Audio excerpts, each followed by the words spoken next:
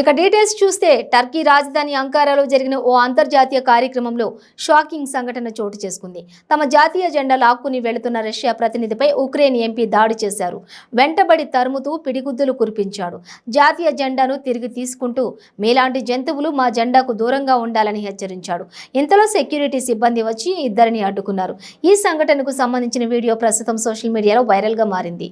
ఉక్రెయిన్పై Russia దండయాత్ర ప్రారంభించి 14 నెలలు కావస్తోంది. పరస్పర దాడులతో రెండు దేశాలు తీవ్రంగా నష్టపోయాయి. ప్రాణ నష్టం కూడా విపరీతంగా ఉంది. తాజాగా క్రెమ్లిన్ పై ఉక్రెయిన్ దాడికి ప్రయత్నించిందంటూ రష్యా ఆరోపించింది. 2 డ్రోన్లను కూల్చివేసిన దృశ్యాలను మీడియాకు విడుదల చేసింది. ఈ దాడికి ప్రతీకార దాడులు తప్పవంటూ రష్యా హెచ్చరించింది. ఈ నేపథ్యంలో టర్కీలో అంకారాలో జరుగుతున్న బ్లాక్ సీ ఎకనామిక్ కమ్యూనిటీకి 61వ పార్లమెంటు సమావేశాలలో రష్యా, ఉక్రెయిన్ ప్రతినిధులు పాల్గొన్నారు.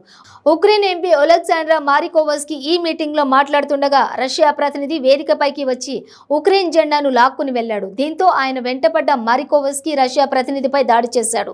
తమ జాతీయ పతాకాన్ని తిరిగి తీసుకున్నాడు. ఇంతలో సెక్యూరిటీ సిబ్బంది వచ్చి ఇద్దరిని అడ్డుకున్నారు.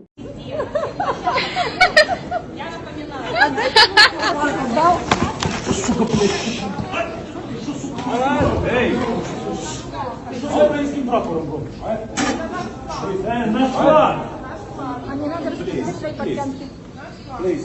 Ты что с украинским прапором робишь, а? Please. Please. Please. No fight. No fight. It's our flag. We're gonna fight for this flag.